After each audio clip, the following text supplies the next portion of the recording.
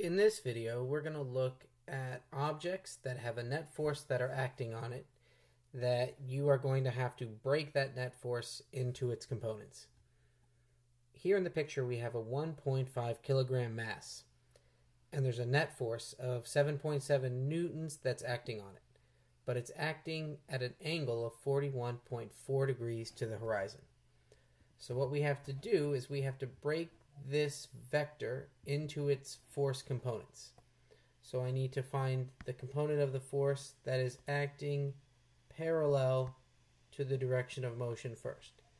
First, we're going to solve for the acceleration of the system, and then we'll solve for the normal force.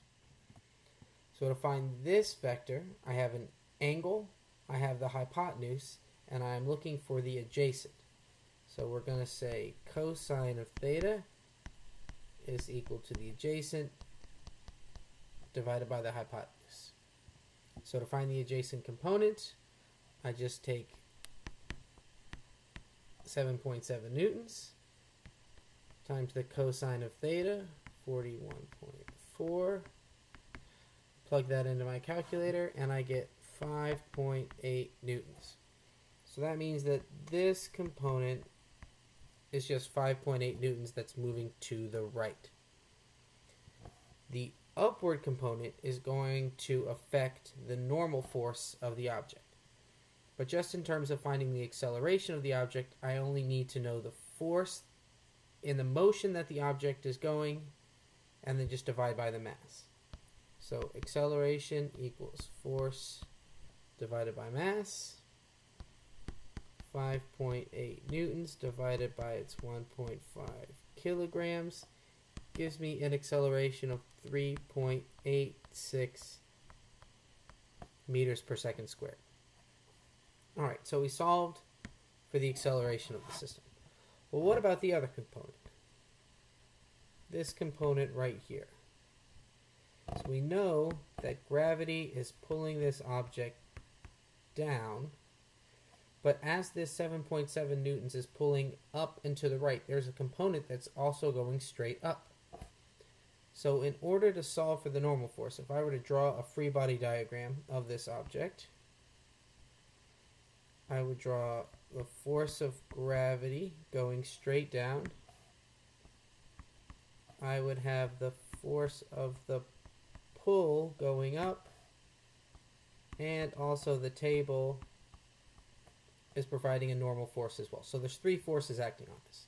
So in order to find the normal force, F sub n is actually equal to the force of gravity minus the force of the pull. Since the force of gravity is equal to both the normal force and the force of the pull, then F sub n would be equal to F sub g minus force of the pull. Alright, so I just have to find this red component right here. That's what I'm still looking for before I used cosine. So now I'm going to use sine. Sine of theta is equal to the opposite divided by the hypotenuse. So once again, 7.7 newtons times the sine of 41.4.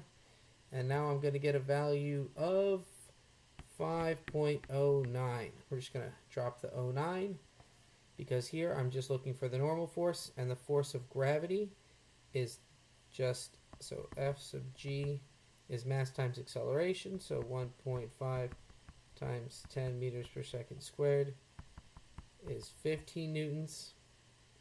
So the force of gravity is 15 newtons minus the force of the pull, which we just said was 5 newtons. So F sub n just equals 10 newtons.